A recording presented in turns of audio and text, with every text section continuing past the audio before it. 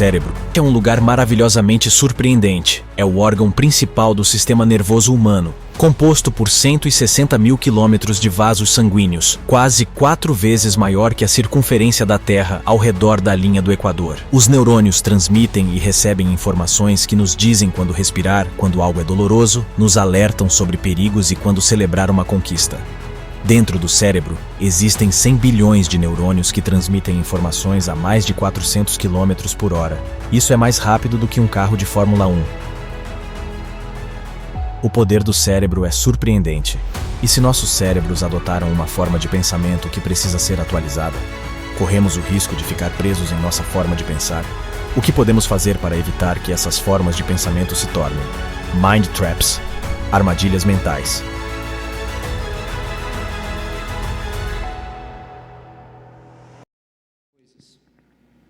E diante dessa realidade de pensar a vida a partir disso, ou a partir de padrões de comportamento que você, eu, a gente tem, isso é fato. A gente precisa levar em consideração que em alguns momentos, você ou eu pode estar submetido a algum tipo de armadilha mental. Isso não te diminui, isso não te torna a pior pessoa do mundo, mas isso te diz algo extremamente importante sobre como você funciona. Então, toda vez que você estiver submetido a essa ou aquela circunstância, você vai reagir como alguém que está preso a uma armadilha. É assim que funciona. Quer ver uma maneira bem interessante da gente pensar isso? E eu quero que você tente imaginar à medida que eu for narrando aqui. Imagina você vai para o médico, e aí lá o médico te olha, te faz aqueles exames ali iniciais, e ele te passa uma série de outros exames. Como é que você começa a reagir? Como é que fica a sua cabeça em relação a isso? Você fica apreensivo? Nervoso? A cada exame feito, a cada clínica visitada, como é que você reage a isso? E no dia de receber o diagnóstico daquele médico, ele diante de toda aquela papelada que a gente geralmente não entende quase nada, e ele vai olhando aquilo, olhando para você, olhando para o papel, olhando para você, como é que você fica? Como é que fica a sua cabeça num cenário como esse? Ou então, quando de repente, o seu chefe, né? A pessoa lá seu patrão, ou alguma coisa desse tipo, ele te manda uma mensagem em zona de texto, dizendo assim: fulano, preciso falar com você imediatamente, na segunda-feira. Se essa mensagem foi enviada na sexta-feira, é possível que você vai passar o final de semana todo pensando nisso. Não é verdade? Dificilmente vão ter pessoas que vão dizer assim: que alegria, meu chefe me chamou, então ele com certeza deve me dar uma promoção, vai aumentar meu salário. Dificilmente a gente tem esse tipo de pensamento. Ou então, quando de repente você recebe uma ligação às 3 da manhã, começa a tocar seu telefone, você acorda, tira aquele. Dificilmente a gente pensa assim: nossa, que legal, alguém está com muita saudade de mim, não esperou nem amanhecer para me ligar. Dificilmente a gente tem esse tipo de comportamento ou esse tipo de expressão. Então, tudo isso mostra como é que a nossa mentalidade está sendo construída. A gente não tem nenhuma evidência que vai vir um resultado ruim do exame.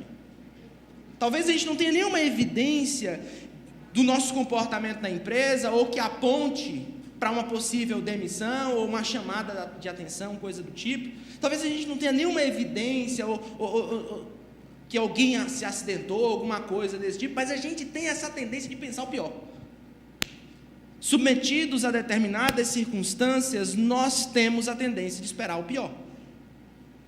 Então, por isso que eu acho importante a gente refletir sobre armadilhas mentais, tais como, por exemplo, a armadilha da preocupação e ansiedade, que a gente tratou no primeiro episódio dessa série. Muito importante, pelo menos para mim, saber como fazer a distinção disso e como já cuidar no momento ali preliminar, quando as preocupações vêm, não permitir que isso se torne algo patológico, se torne uma doença. Ou então, quando a gente falou um pouco sobre vitimismo, né? Uma mensagem bem interessante, olhando ali a vida do José. Ou então, quando a gente falou do medo, na semana passada e a gente veio... Obrigado, meu amigo.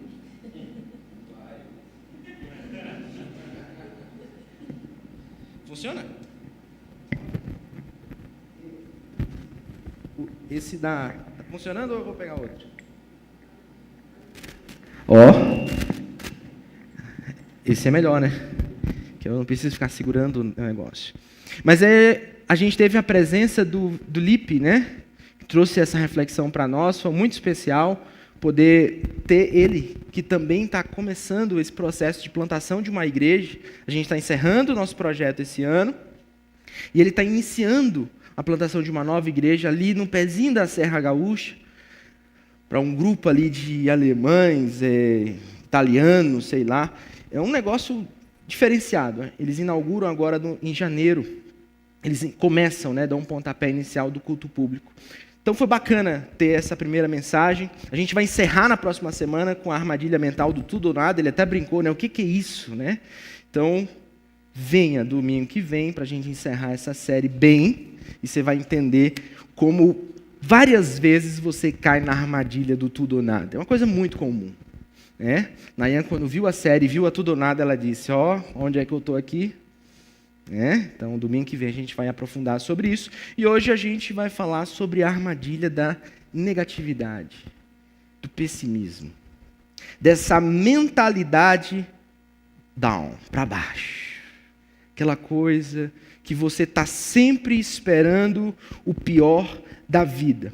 Porque no final, todo mundo tem um certo diálogo mental. Todo mundo conversa consigo mesmo. Alguns não conseguem se conter e falam assim alto mesmo, né? E aí você até... Fulano, tá tudo bem? Não, estou falando comigo mesmo. Estou pensando alto. Né? Porque a gente tem isso. Que a gente se avalia, a gente está se ponderando, a gente está dialogando. A gente convive com os nossos pensamentos e às vezes algumas coisas que a gente faz, a gente pensa, como é que eu fui capaz de fazer tal coisa? Mas foi você quem fez. Como é que você está se questionando uma coisa dessa? Mas é assim. Porque a gente, de vez em quando, se vê da primeira pessoa, às vezes da segunda, às vezes da terceira. Só que a gente, em geral, não é treinado a fazer um diálogo mental um pouco mais inteligente e intencional. Não é verdade? A gente só vai vivendo e reagindo. Os pensamentos vão entrando na nossa cabeça e a gente vai sendo levado numa viagem. Isso é o normal, todo mundo normalmente faz isso. Poucas pessoas têm tempo ou sequer sabem o que é a autorreflexão. Aquele momento de parar e se prescrutar. Já viu a palavra grande, bonita? Se sondar, se avaliar, ponderar sobre si mesmo. A maioria das pessoas hoje, quando tem um tempinho vago, faz o quê? Roda a tela, né? Vai rodar a tela. Seja do feed, seja de uma outra rede social, ou se consegue, se o tempo é aceitável, dá uma cochiladinha, assiste um episódio de uma série, e assim vão se passando horas, dias, meses, anos, e no final você só é mais uma pessoa capturada pela sua própria mente, sendo guiada pelos seus prazeres momentâneos ou preocupações momentâneas. E a gente está tentando evitar isso. Mas pensando sobre esse tipo de diálogo ou conversa mental, eu penso que existem pelo menos dois tipos de pessoas. A otimista é aquela pessoa que acorda feliz. Tocou o pé no chão quando acorda 220, opa! Eu sou casado com uma menina assim. Ela já acorda a 1000 por hora e já conversando, e se teve um sonho, ela já conta o sonho. Se duvidar, ela dá a interpretação do sonho. Nayan é assim, cara, ela já acorda 220, aquela coisa, e vai me perguntando coisa, eu fico pensando se eu estou dormindo, estou acordado, se é aquilo mesmo, e vamos ver, Mas ele é assim, gente otimista, espera o melhor da vida. E aí, o que você acha que vai acontecer? O melhor. Vai acontecer o melhor. E aí, mas isso aqui parece que dá muito trabalho. Não, vai dar certo. Soa até um pouco estranho isso, Mas tem gente que é assim, outra galera, tipo assim, do meu naipe, do meu bando, é um pouco mais pessimista. Né? E a gente que é mais pessimista, a gente que gosta de um viés um pouco mais complicado, né? A gente gosta de dar nomes ao nosso posicionamento. Não, na verdade, eu não sou pessimista, sou uma pessoa mais analítica, mais observadora, gosto de fatos. Né? O pessimista gosta de se ver como realista. Não é verdade? Não, porque assim... E vai se dando desculpas para esperar o pior da vida, porque eu sei do que eu estou falando por ser um pessimista nato e pós-graduado em pessimismo. Né? Tenho um MBA em ciências pessimistas. E não sei o quê, não sei o quê. Então, assim, eu sei o que é isso. Eu sei o que é pensar isso. Pensar o pior da vida o tempo todo. Esperar o pior das pessoas. Então, assim, eu sou daquele grupo que diz assim, cara, se eu estou esperando o pior acontecer, quando não acontece o pior, eu fico de boa. É lucro. Só que uma coisa é você ser realista e outra coisa é você, diante de fatos e possibilidades e da realidade, você ainda assim manter-se pessimista. Se tudo está apontando para um cenário positivo, ser pessimista neste cenário é ser burro. Não é verdade? Contra fatos, não há argumentos. O pessimista, não. Ele desafia os fatos. Né? Então, eu gosto dessa expressão do Ariano Suassuna, que ele diz o seguinte: o otimista é um tolo, o pessimista é um chato, bom mesmo é ser um realista esperançoso. Agora, o que isto significa? Eu não faço ideia. Não sei se é um meio termo, um negócio... Eu não sei. Mas bonito é, né? Fala a verdade. Que frase top, né? Do Ariano Suassuna. Porque assim, esse é o contexto da gente. Essa é a vivência. E uma outra coisa importante para a gente pensar sobre a nossa mentalidade é que nós temos uma cabeça de mamífero. A gente pensa em forma de manada. Então pensa um mamífero, um normal, predado, da natureza, uma zebra. Aqui não tem uma zebra. Esse bicho aí, eu não sei que bicho é esse. É um touro, um cavalo, sei lá o que é isso. Do Maranhão, é um búfalo então? Búfalo. Beleza. Então olha só. A zebra, né? Se uma zebra vê outra zebra correndo, ela não vai questionar se faz sentido, se é um exercício aeróbico, se a zebra está se esquentando para uma prova. Não! A zebra vai correr, pô. Cabeça de mamífero. Não é assim que funciona? O mundo é esse. Então, você vai ver, tem umas pegadinhas no YouTube que o pessoal faz isso. Né? O pessoal está aqui na rua e começa a correr. Todo mundo vai correndo junto. Vai esperar para saber o que vai acontecer? Né? Não tem. Isso geralmente... Porque a nossa mente é uma mente de mamífero. Só que a diferença da gente para a zebra é que o cérebro dela é menor que o nosso. Ela não tem capacidade de reflexão. Por incrível que pareça, nós temos. Às vezes não parece, mas nós temos capacidade de reflexão. Então, se a gente vê alguém correndo, a gente tem a possibilidade de, embora o nosso instinto ou impulso queira mexer nossas pernas, né, e correr na direção daquela pessoa, nós temos a possibilidade de parar e avaliar o cenário para saber se faz sentido correr naquele momento junto com o bando.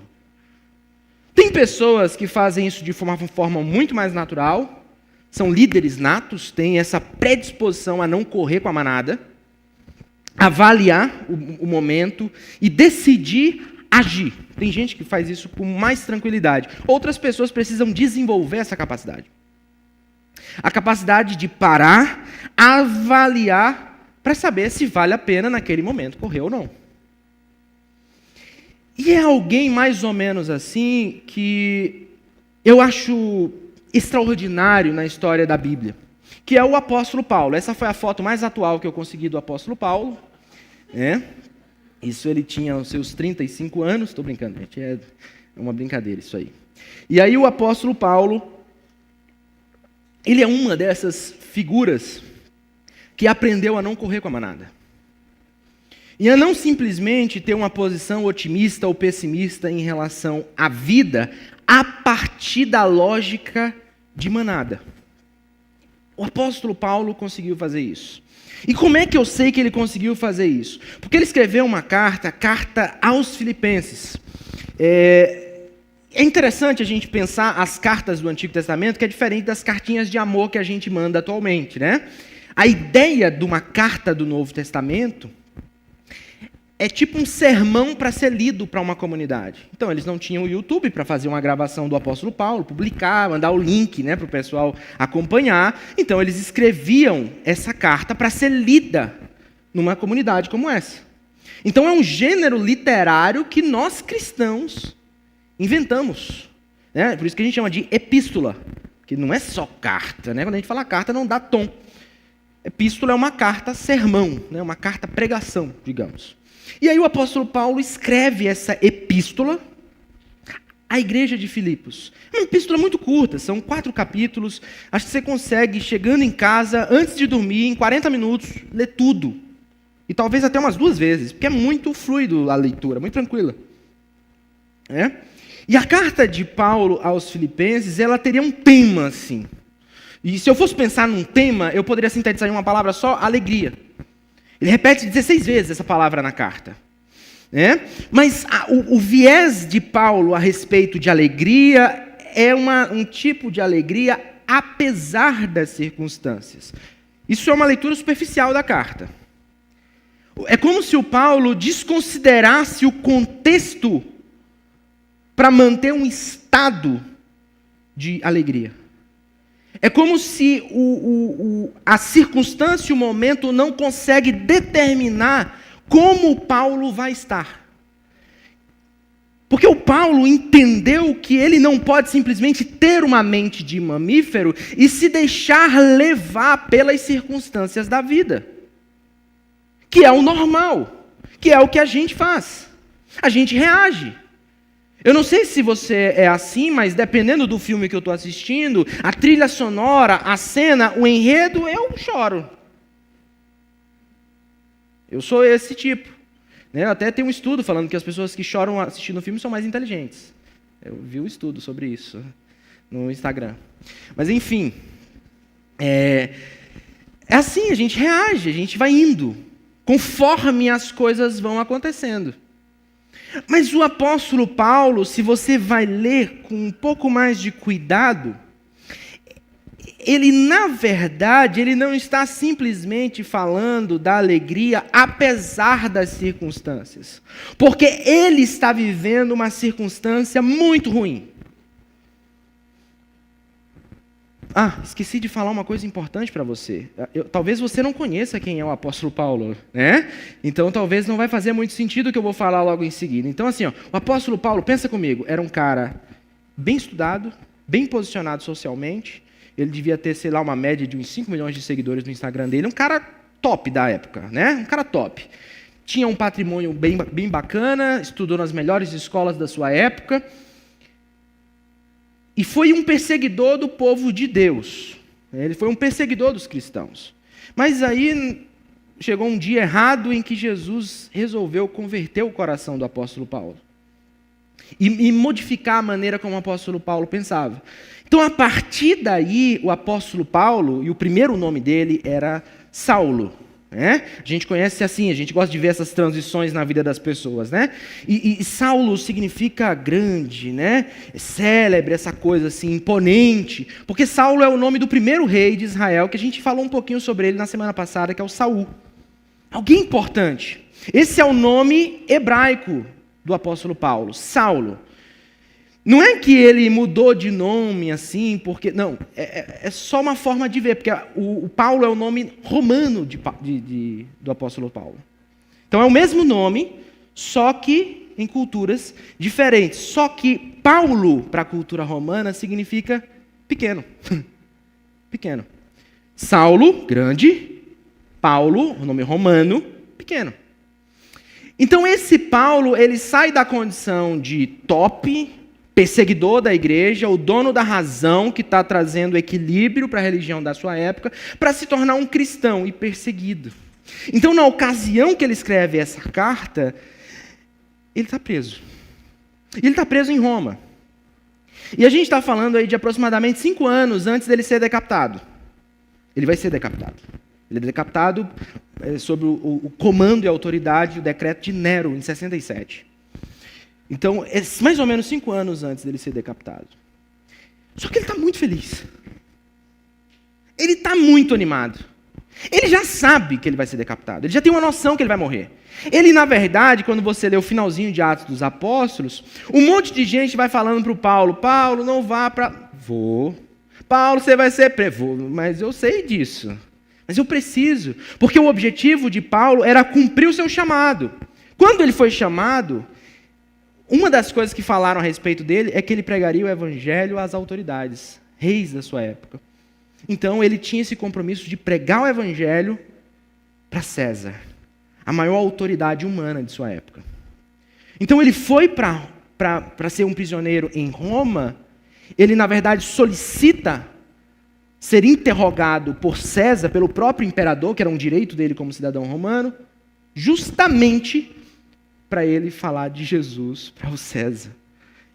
E ele sabia que as chances dele ser morto por causa disso são gigantescas. Mas ele está feliz. Na iminência de sua morte, ele está simplesmente feliz, escrevendo uma carta da alegria, pô. Mas não simplesmente apesar das circunstâncias, mas ele está feliz por causa das circunstâncias ruins. As circunstâncias ruins que ele está vivendo naquele momento, para ele, deixam ele feliz. Então esse Paulo é um masoquista. Paulo é guiado por propósitos. Ele sabe para onde ele está indo, o que ele quer alcançar, qual é o foco da vida dele. Olha só como ele começa ali a carta em si. Ele começa chamando as pessoas de irmãos, né? Quero que saibam, irmãos, que aquilo que me aconteceu, embora seja doloroso, difícil, complicado, embora uma boa parte das pessoas não entendam, embora uma boa parte das pessoas tenham isso como uma derrota, que ele estava preso, tem antes servido para o progresso do Evangelho. Como resultado, tornou-se evidente a toda a guarda do palácio e a todos os demais que estou na prisão por causa de Cristo. Que alegria que isso aconteceu! Olha só, e a maioria dos irmãos, motivados no Senhor pela minha prisão, estão anunciando a palavra com maior determinação e destemor. O apóstolo Paulo, ele tem consciência de que aquele momento difícil na vida dele está tendo ou está dando um resultado extraordinário. Ele tem consciência disso. Pessoal, vocês estão chorando porque eu estou preso e eu posso morrer? Não, não fiquem, olha o resultado disso. Olha o resultado desta calamidade, dessa coisa ruim que aconteceu. As pessoas estão mais próximas de Deus. As pessoas estão tendo oportunidades. A minha prisão tem mudado a realidade de pessoas. Isso é extraordinário. Então não é simplesmente uma alegria apesar das circunstâncias, mas uma alegria justamente por causa das circunstâncias difíceis. Entende isso? Então o ponto aqui é entender que a alegria em nossa vida começa com os pensamentos, começa na nossa mente, em como a gente interpreta a realidade, como a gente é capaz de ler o cenário. Não é simplesmente olhar para um negócio e dizer assim, então eu já entendi, Felipe, então quando tiver tudo ruim, eu vou ficar feliz. Não, é isso. Não é isso. Eu sei o que isto causa. Eu sei como isto pode ecoar para a eternidade, como isso pode abençoar pessoas. Então, esse meu leve e momentâneo sofrimento pode sim trazer um peso de glória, uma bênção na vida de pessoas, na minha própria vida. Faz sentido isso ou não? É extraordinário.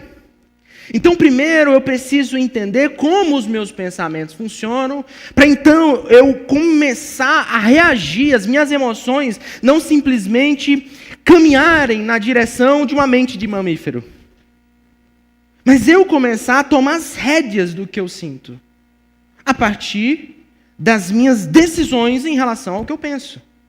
Você não consegue controlar suas emoções. Difícil. Você não é um robô. Mas você consegue lidar com os seus pensamentos.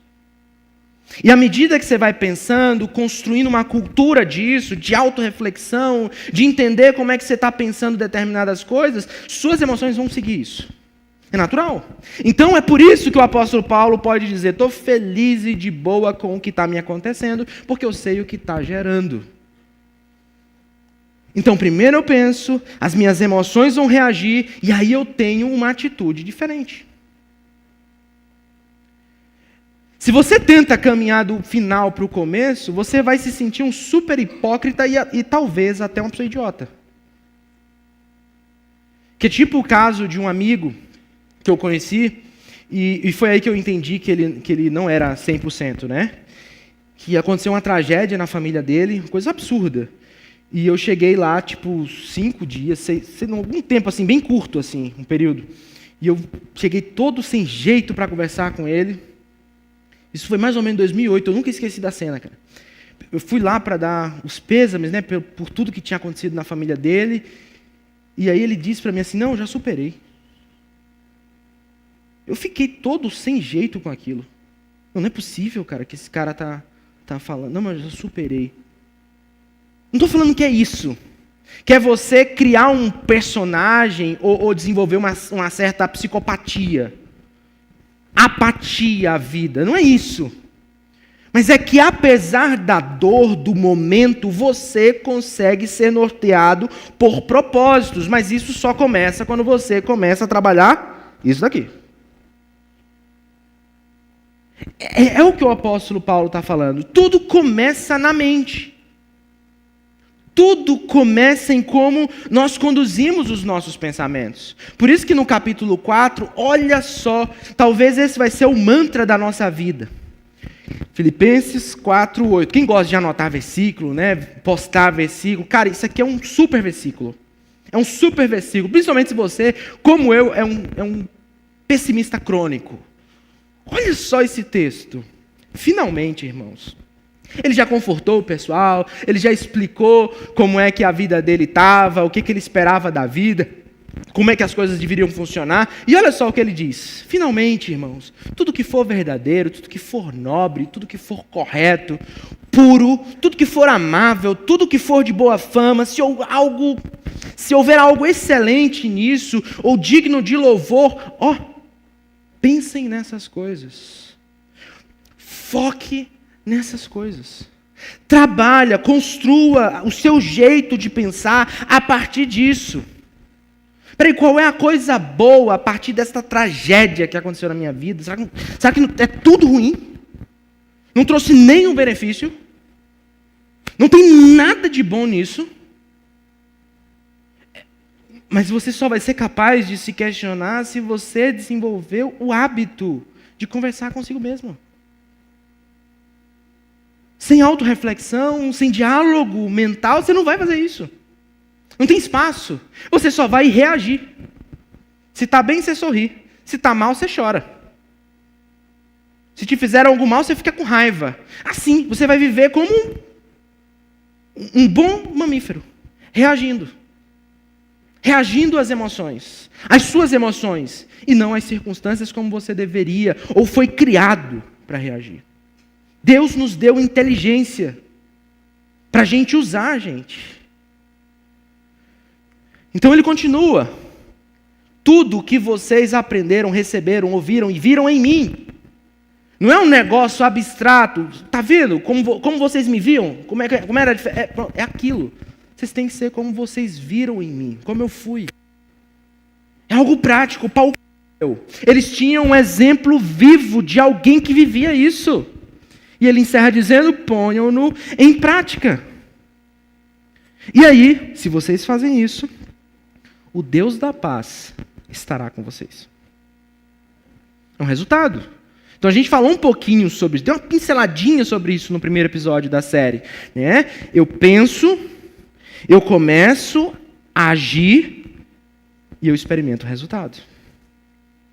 Eu penso, eu começo a cogitar sobre as coisas dentro da minha cabeça, isso começa a ir para a prática, e aí eu vou vendo resultados. E resultados não é simplesmente que as coisas vão mudar, ou que as circunstâncias serão favoráveis. Não é isso que o Paulo está falando. O que o Paulo está prometendo? E o Deus da paz estará com vocês. É possível, inclusive, que no meio do furacão, você esteja em paz. Como é o caso do Paulo. Ele sabe que vai morrer. Ele sabe que a hora está chegando. Mas ele está de boa na lagoa. Porque ele está vendo Deus agindo através daquele sofrimento dele. Ele está vendo Deus salvando pessoas através daquele sofrimento dele. Ele está vendo. Por quê? Porque ele se permitiu ver. Ele pensou sobre. Ele sabe. Não é uma coisa abstrata. Mas quando a gente está à mercê dos nossos próprios pensamentos, escravos das nossas armadilhas, sentimentos, a gente não consegue pensar em nada. A gente só consegue reagir à dor. Reagir à dor. Não pensa.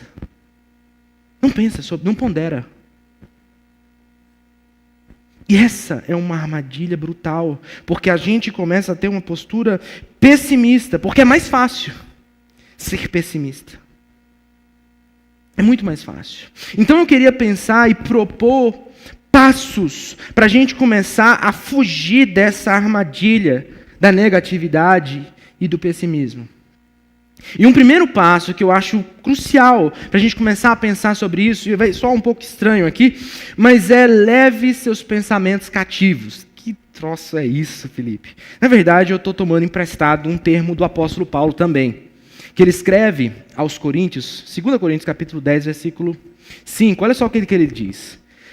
Destruímos argumentos e toda pretensão que se levanta contra o conhecimento de Deus. E levamos cativo todo pensamento para torná-lo obediente a Cristo. O que o apóstolo Paulo está dizendo aqui, gente? O tom aqui é um tom agressivo. É um tom militar. Ou um tom atleta de alta performance. É um negócio assim brutal. Né? É uma decisão com muita força, com muita energia. A partir de agora, todo tipo de pensamento que se levanta contra o conhecimento de Deus, a gente vai pegar isso, chacoalhar e engaiolar esse negócio. Está fora. O que vem que não tem a ver com Deus, não tem nada a ver, isso é mentira, né? Não tem essas coisas. É simplesmente uma reação humana a isso aqui. Eu não deveria estar pensando, cogitando esse tipo de coisa. Estou fora, eu vou bloquear isso, eu vou esmurrar isso. Eu vou levar isso cativo, torná-lo obediente a Cristo. Minha cabeça está me levando para uma direção diferente da que Deus quer me levar. Eu vou me posicionar em relação a isso, de forma enérgica. E aí eu me lembro da cena de um filme, eu não sei se vocês assistiram esse filme, chama-se Busca Implacável. Eu assisto poucos filmes, né? Porque eu choro nos filmes, aí eu não gosto de assistir os filmes. Porque, principalmente depois que eu casei, a minha esposa fica rindo de mim. E eu me sinto diminuído. Então, por orgulho, eu não assisto. Mas é padrão, pode ser qualquer filme, de terror, de comédia, o que for. Tocou uma trilha sonora diferente, eu já começo a chorar. Enfim, não vou mais falar sobre isso. Mas, olha só, vou tentar conduzir você que já assistiu o filme, e que você que assistiu o filme em 2008, eu vou te relembrar o negócio. O ator, né, o principalzão aí, não sei nem o nome dele, mas ele é um ex-agente do governo, e ele deixou o emprego para cuidar da família, aquele negócio todo. E aí a filhinha dele foi sequestrada, né? Uma longa história, mas enfim, foi sequestrada, e aí o sequestrador ligou para ele. E eu vou tentar fazer o negócio, né? A fala do filme. Então, preciso da ajuda de vocês, que a gente está sem trilha sonora de suspense e triunfo, né? Então, o sequestrador liga para ele, e aí eu vou pegar meu celular, e ele está assim. E aí ele vai dizer o seguinte para os sequestradores: eu não sei quem é você. Eu não sei o que você quer. Se você quer resgate, eu não tenho dinheiro. Mas o que eu tenho são algumas habilidades. Habilidades que adquiri ao longo da minha carreira, que me tornam um pesadelo para pessoas como você. Se você soltar minha filha agora, isso acaba aqui.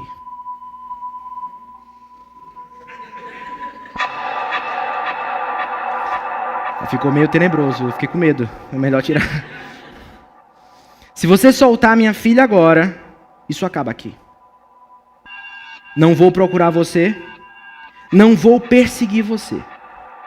Mas se você não o fizer, eu vou te procurar, vou te encontrar e vou te matar.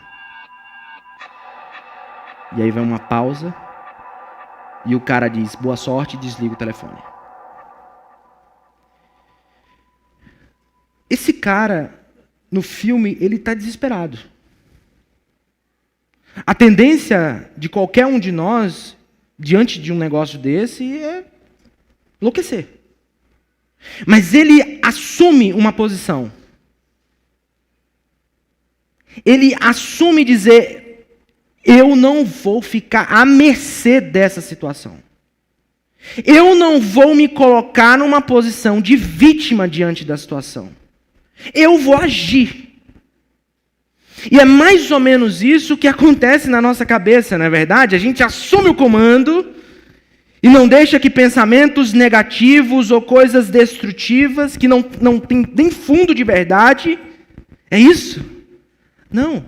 A maioria de nós cede a isso. Tenta negociar com o sequestrador, mostrar fraqueza. Não! Você é convidado a partir da perspectiva do que o apóstolo Paulo está dizendo aqui, de levar cativos os pensamentos e assumir o comando da sua mente, cara. Só que é um processo que talvez muitos de nós não começou ainda. Nem sabe como é conversar consigo mesmo. Acha isso uma bobagem. E é por isso que você sempre reage às suas emoções. Você sempre age conforme as suas emoções. Porque você não se conhece. Você não sabe como você funciona. Você sempre vai ser a mesma pessoa impulsiva de sempre. Porque você não treinou, você não assumiu o comando, o controle. Você não aprendeu a levar cativos os seus pensamentos. Você precisa começar de algum lugar. O segundo ponto, o segundo passo importante para a gente começar a abrir mão da armadilha da negatividade é descobrir por onde esses negócios vêm. Como é que funciona isso? Porque a gente precisa começar a fechar as portas para pensamentos ruins. E a gente fecha a porta para pensamentos ruins com a verdade, com realidade. Mas ao mesmo tempo a gente precisa abrir portas para pensamentos bons vir. Então pensa comigo. Sou pessimista. Meu filho está aprendendo a andar de bicicleta. Eu, como um bom pessimista, vou esperar o quê? O pior. Ele vai cair, vai quebrar o braço, vai perder o maxilar no chão. O pessimista é pessimista, pô. O filho vai andando com rodinha e tudo, mas vai assim, ó, segurando, assim, não deixa o filho. Pessimista. Então como é que vai ser? Com a verdade. Eu vou combater o pensamento com a verdade. Peraí, minha vontade é não deixar meu filho nem aprender a andar de bicicleta. Mas Eu vou conter a minha vontade, vou ver, se ele cair eu vou ajudá-lo e vou ajudá-lo a subir de novo na bicicleta, porque a vida é assim, a gente cai, mas a gente tem que aprender a levantar. Eu vou ajudá-lo.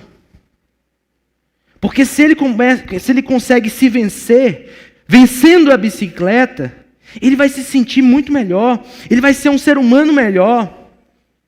E eu quero que meu filho aprenda isso. Porque se eu super protegê-lo, impedir ele de cair, eu vou impedir ele de andar de bicicleta. E ele vai ser um cara frustrado, possivelmente, por conta disso. E eu não quero um filho frustrado. Eu quero ele um guerreiro. Então eu vou cuidar dos meus pensamentos catastróficos, pessimistas, e vou me conter. Se for o caso dele cair, eu vou ajudá-lo. Você entende isso? Eu preciso começar a combater isso. Por onde é que vem esse tipo de pensamento? Porque Jesus, ele falou um negócio muito interessante. As coisas que saem da boca vêm do coração. E são essas que tornam o homem impuro. O discurso aqui é um negócio muito simples. Está tendo uma discussão sobre como é que é a higiene antes da refeição. E aí Jesus, ele, no meio dessa discussão toda, ele traz uma verdade brutal. É o que sai da boca, é um resultado. E ele continua, pois do coração saem os maus pensamentos. E aí ele vai dando exemplos, homicídios, adultérios, imoralidades sexuais, roubos, falsos testemunhos, calúnias. Isso não começa na prática em si, isso começa no coração, nos pensamentos. É isso que ele está falando. Ou em outro momento, quando ele diz o seguinte, combatendo ali os religiosos da sua época, raça de víboras, como podem vocês que são maus dizer coisas boas? Pois a boca fala do que o coração está cheio. O que Jesus está dizendo?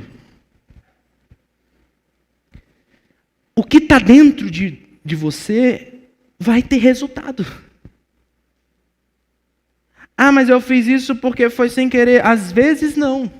Às vezes é só a pontinha do iceberg. É a pontinha. Você é uma pessoa amarga, negativa, ruim, porque você não domina os seus pensamentos. Você se acostumou a pensar mal das coisas e das pessoas. Você se acostumou com isso. Então é natural que isso aconteça. É um processo normal. Você reage às suas emoções, sendo elas verdadeiras ou não. Não interessa. E o que Jesus está tentando dizer para aquele pessoal é, foco interno. Foca internamente. Foca na mentalidade, em como vocês pensam. Não adianta mudar um comportamento, um hábito, uma coisinha estereotipada, não adianta. Eu vender uma imagem de super, hiper, mega pastor. Isso não existe. Você percebe como a religião gosta de fazer isso? Fazer com que a gente pareça melhor do que a gente de fato é, pareça mais espiritual do que a gente de fato é. Então Jesus está dizendo para pessoas religiosas, não, cara. Não é assim que funciona. A mudança, ela precisa acontecer de dentro para fora. Então o terceiro passo, último passo, e esse é o mais complexo de todos. Eu vou tentar sintetizar isso. Alegre-se no Senhor. Não é simplesmente você sair da posição de um pessimista para um otimista forçado. Não é isso. Isso não funciona. Eu já tentei. Olhando a Nayan... Não funciona. Você, se for que nem eu, vai ser complicado. Mas olha o que o apóstolo Paulo diz. Alegrem-se sempre no Senhor, novamente direi, alegrem-se. O que ele está dizendo com isso, pô? Qual a ideia do apóstolo Paulo aqui? Se você conseguir entender o propósito, o que Deus está fazendo, fica mais fácil. Fica mais fácil. Mas na maioria das vezes, você não vai entender. Então, você precisa de um elementozinho que é muito complicado. Por isso que eu disse que era complexo. Que é um elementinho chamado fé. O que é fé? Fé não é simplesmente acreditar que tudo o que eu quero vai acontecer porque eu estou canalizando minhas energias mentais na direção daquela coisa. Isso não é fé.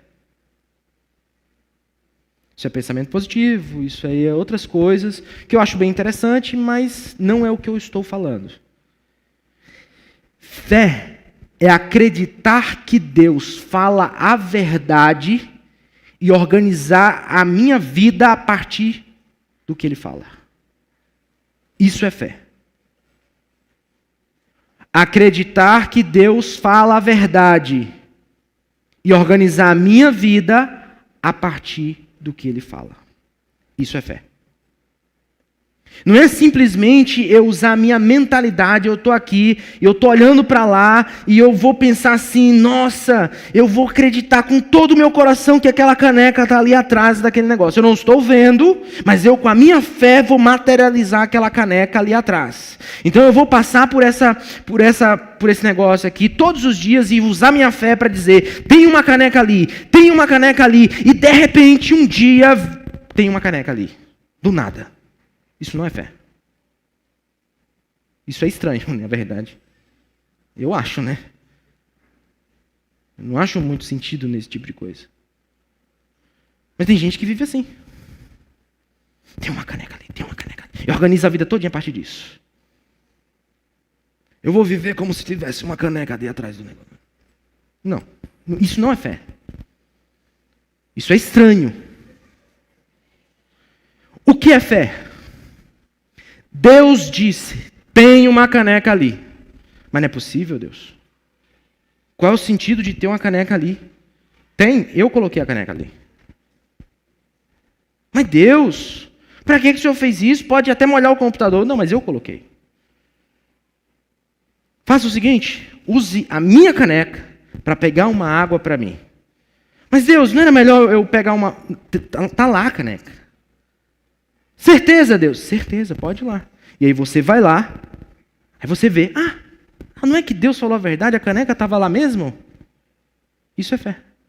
Quer ver um outro exemplo de fé que eu acho muito interessante para explicar a fé?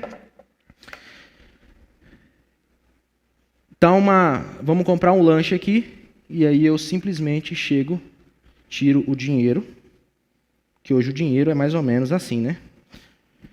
Tiro o dinheiro, e eu falo assim, Honey, vá lá um lugar bem caro aqui na cidade, no Pastel do Antemário, e compre lá 2 pastéis pra gente. Aí eu dou o cartão, Honey não tem acesso ao meu aplicativo, mas assim, para ele é de boa porque dá menos de R$20, se tiver algum problema ele tem. Não é verdade? Não. Vamos fingir que tu tem. Agora, se eu faço a mesma brincadeira, eu tiro o cartão de crédito, ou de débito, sei lá, e falo assim, Honey, é o seguinte, eu quero que você vá lá na Toyota, e eu quero que você tire o carro que tiver na praça lá, disponível. Pode ser qualquer um. Está aqui o cartão.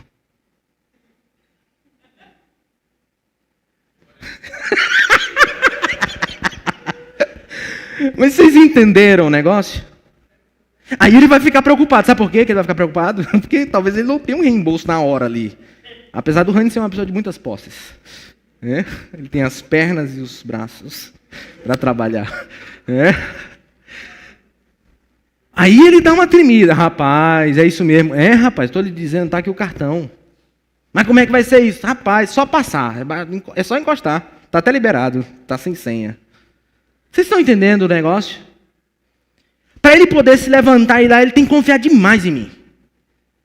Aqui do lado, comprar o pastelzinho é de boa. Ter qualquer coisa errada, ele paga, né? Mas lá na Toyota, ele tem que confiar muito em mim para fazer um negócio desse. Isso é fé. É independente de eu estar vendo ou não. Deus disse, eu farei. Não faz sentido. Deus disse, eu farei. Esse passo 3 é escravo da fé. Você não vai conseguir se alegrar no Senhor se você não confia nele. Não vai conseguir. Não tem espaço para isso. E a fé, ela não é uma coisa aleatória. É inteligente. Você tem que usar a mente. Você tem que pensar. Por isso que eu disse que ter alegria em nossa vida começa com os nossos pensamentos. Começa com a nossa mente. Como a gente pensa as coisas. Então começa pensando, as emoções vão reagindo, e então a gente vai fazendo as coisas. É assim que funciona. Tudo começa na mente. Tudo começa na mente. Mas existe um detalhezinho que eu acho que vale a pena a gente ressaltar antes da gente concluir essa conversa. Eu queria voltar para um texto que é lido muito estranho, né? A forma como a gente lê esse texto. É João 10:10. Olha só. O ladrão vem apenas para furtar, matar e destruir. Jesus está dizendo, eu vim para que tenham vida e a tenham plenamente. Há duas escolas de interpretação desse texto. A primeira escola acredita que esse ladrão é o diabo. Que o diabo vem para matar, roubar, matar e destruir. Essa é a função do diabo, porque de fato ele faz coisas desse tipo. Mas uma outra escola de interpretação vai dizer que isso não é necessariamente o diabo, embora ele faça esse tipo de coisa. Mas no contexto em que isso está inserido, são falsas doutrinas ou falsos ensinos. Porque Jesus está falando sobre isso. Que o pastor entra pela porta, mas o mercenário pula a cerca, um negócio assim. E aí dá essa impressão, independente de como você vai entender essa primeira parte, se é o próprio diabo ou um falso ensino, no final vai ser a mesma coisa. Tanto o bicho como um falso ensino rouba a nossa alegria, nos destrói e nos mata.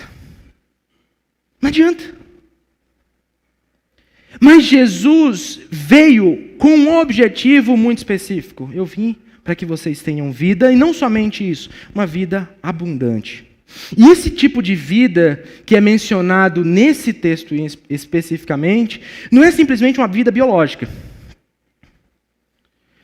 Se trata de um tipo de vida que tem a ver com propósito de vida. Sentido. Direção. Eu vim para que vocês tenham sentido. Não é simplesmente vida biológica, mas é sentido. Sentido abundante, pleno. Senso de significado, de propósito. Isso é caríssimo. É caríssimo. Porque pensa, alguém que não tem propósito. É muito difícil. Se contenta com migalhas. É escravo e abusado em todo relacionamento que entra. Não é assim? Eu sei do que eu estou falando. Essa é a minha tendência. Gente que não tem propósito, ele se conforma com o mínimo que a vida dá. Então não consegue ser feliz, apenas reagir. Mas não foi para isso que Jesus veio. Jesus veio para que a gente tenha propósito. Sabe o que isso significa? Isso significa basicamente que quando Deus nos criou, Ele nos cria com um propósito, mas nós desistimos de viver os propósitos de Deus e viver a nossa própria vida do nosso jeito. E nós pecamos, caímos, nos afastamos de Deus. Escolhemos viver uma vida longe de Deus. E por isso que a nossa mente é toda bagunçada.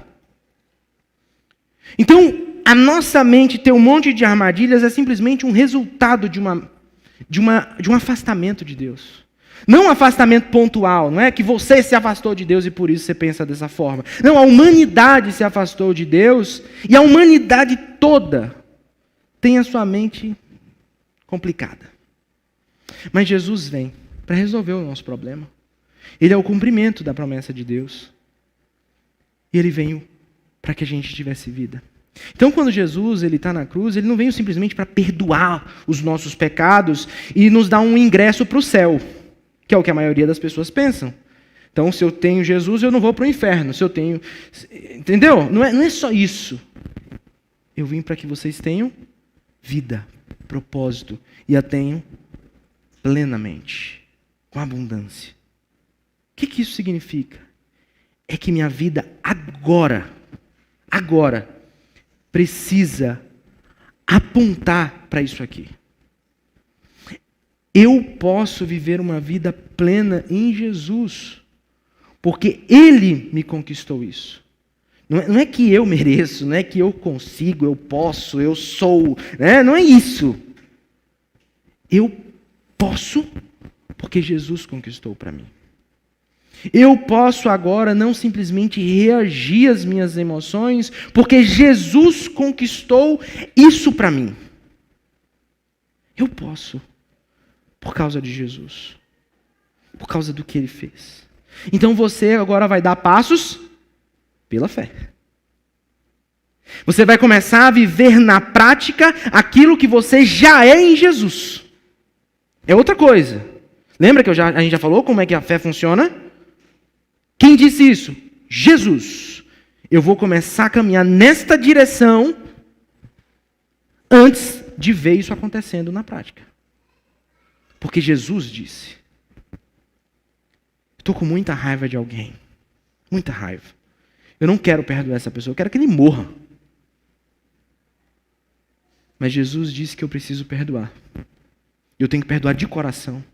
Então eu vou começar a dar passos para perdoar essa pessoa, mesmo que o meu sentimento não diga que eu devo fazer isso. Eu preciso viver na prática aquilo que Jesus já conquistou para mim espiritualmente. Jesus disse que eu devo amar o meu próximo. Eu não gosto de todo mundo que é meu próximo. Tem alguns que eu gosto, outros eu não gosto. Mas eu vou viver na prática isso. Eu vou começar a caminhar com essas pessoas como se eu as amasse de verdade. Porque Jesus disse que eu amo o meu próximo, que eu devo amar o meu próximo. Eu vou receber isso pela fé. Eu não consigo lidar com os meus pensamentos bagunçados. Mas Jesus disse que Ele tem uma vida plena para mim. Eu vou começar a caminhar nessa direção. Mas eu não sou assim ainda. Mas eu vou começar porque Jesus conquistou isso para mim. Vocês entendem isso? É outra coisa.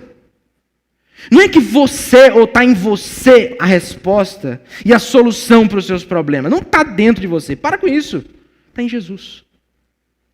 Está em você confiar em Jesus.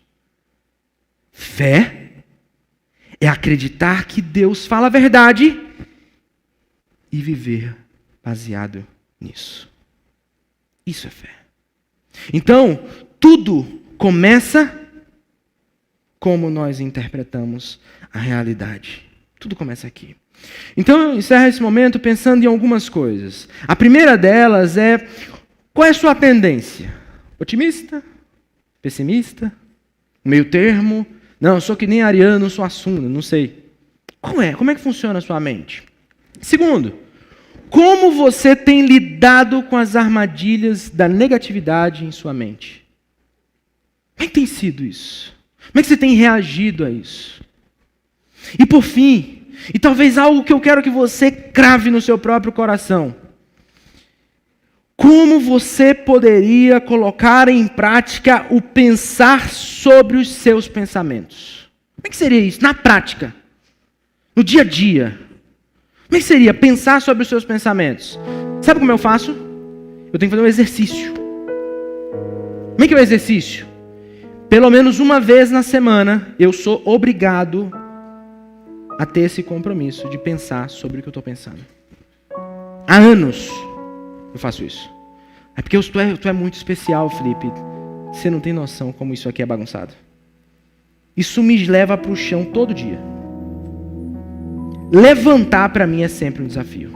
Depois que eu estou de pé já era, né? Mas até levantar, eu sei do que eu estou falando. Eu sei o que é esses negócios, esse sintoma doido tudo. Eu nem sei discernir o que é. Mas é assim. Só que meu senso de propósito é tão louco. O saber por que eu existo é tão absurdo que aí eu termino de pé. Mas não é força interna. Não é domínio próprio. Entendeu? Então tudo começa onde? Enquanto você consegue se levantar? Começa aqui. Pensar sobre os seus pensamentos. Se você não tem tempo para isso, você vai ser sempre uma pessoa escrava das suas emoções. Você vai sempre reagir. Vai viver como uma manada que corre na direção de quem correu primeiro. Reagindo às suas emoções, seus instintos. Deus não te fez para isso, cara. Deus não te fez para isso. Deus te salvou por meio de Jesus para que você tivesse vida, propósito, significado e tivesse em abundância, plenamente. Mas ainda, como você ajudará pessoas ao seu redor a fazer o mesmo? Você só pode ajudar se você fizer. Você só pode ajudar se você fizer. E aí quando você começar a fazer, pensar sobre o que você pensa, se conhecer de verdade, começar a contaminar as pessoas ao seu redor a fazer isso, cara, vai ser um movimento tão maluco. Porque isso é libertador. Porque metade das nossas armadilhas mentais são besteira, são mentiras. A gente se aprisiona, na maior parte das vezes, com mentiras. Deus quer usar a sua vida, minha vida, para resgatar pessoas de suas armadilhas mentais. Mas talvez você primeiro precisa se conhecer. Pensar sobre o que você pensa. Vamos orar, falar com Deus? Obrigado, Senhor, pelo privilégio que a gente tem de te conhecer. E de entender que, de alguma forma, a nossa mente tem nos levado para lugares complicados. Mas nós te agradecemos, Senhor, porque muitas vezes, como é o caso de hoje, o Senhor tem falado ao nosso coração para que a gente tenha coragem de encarar a vida do teu jeito. Às vezes é um desafio, Senhor, um desafio confiar, é um desafio fazer do teu jeito. Mas a gente quer viver fé, quer viver uma vida de fé. Nós te agradecemos, Senhor, por isso. Te agradecemos porque o Senhor nos conquistou uma vida plena. Obrigado, Senhor. Em nome de Jesus. Amém.